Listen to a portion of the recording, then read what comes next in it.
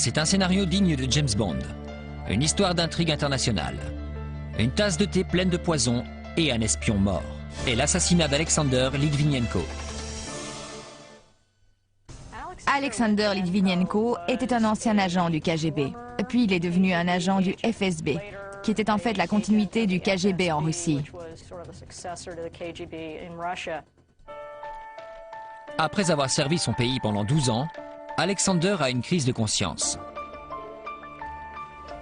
Pendant une conférence de presse en 1998, il accuse publiquement ses patrons au FSB, dont Vladimir Poutine, d'avoir ordonné l'assassinat de riches hommes d'affaires pour des raisons financières. Ses patrons ne l'ont pas très bien pris, comme vous pouvez l'imaginer. C'était pratiquement la fin de sa carrière. Poutine devient le président de la Russie en 1999. Litvinenko s'enfuit à Londres en 2000. Il critiquait ouvertement Poutine et les services de renseignement. Puis, la nuit du 1er novembre 2006, Litvinenko tombe malade. Il se rend à l'hôpital le 3 novembre. Il avait terriblement maigri, il perdait ses cheveux. On avait devant nous un homme qui dépérissait.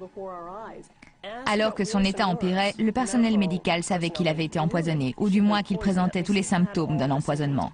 Mais il ne savait pas comment le guérir, il ne savait pas quoi rechercher. Un scientifique finit par déterminer la nature de l'empoisonnement. Son diagnostic est une quasi-mise à mort. L'ancien espion a été empoisonné avec un élément chimique rare et extrêmement toxique, du polonium-210, un produit radioactif. Le polonium est une substance rare qu'on ne trouve pas dans les activités de tous les jours. En dehors d'un laboratoire ou de certaines industries, on ne s'attend pas à en trouver. Litvinenko meurt le 21 novembre. Scotland Yard enquête sur sa mort. Elle est traitée comme un meurtre. On retrouve des traces de polonium-210 dans 27 lieux différents à Londres et dans ses alentours. Ils ont trouvé des traces de polonium dans des restaurants, des taxis. La mise en contact avait été telle qu'il était possible d'en suivre la trace. Puis, ils trouvent la preuve tangible. Les enquêteurs déterminent que Litvinenko a rencontré 3 Russes dans l'hôtel Millennium à Londres le 1er novembre. Une théière dans l'hôtel indique un taux anormalement élevé de radioactivité. Comment quelqu'un a pu se procurer cela? Comment est-ce que cela lui a été donné? Litvinenko a-t-il été tué par des amis de Poutine pour le faire taire?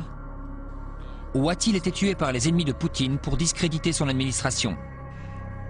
Sur son lit de mort, Alexander Litvinenko a publiquement accusé Vladimir Poutine d'être responsable de son empoisonnement et donc de sa mort. Les autorités britanniques soupçonnent l'ancien garde du corps du KGB, Andrei Lugovoy. Il est l'un des hommes que Litvinenko a rencontré ce jour fatidique de novembre. Il a coopéré un peu avec Scotland Yard, puis tout d'un coup, il a quitté le pays et est rentré en Russie.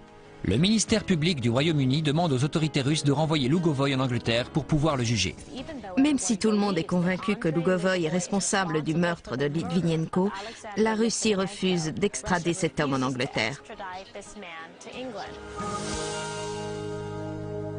Au lieu de cela, les autorités russes promettent de mener l'enquête de leur côté.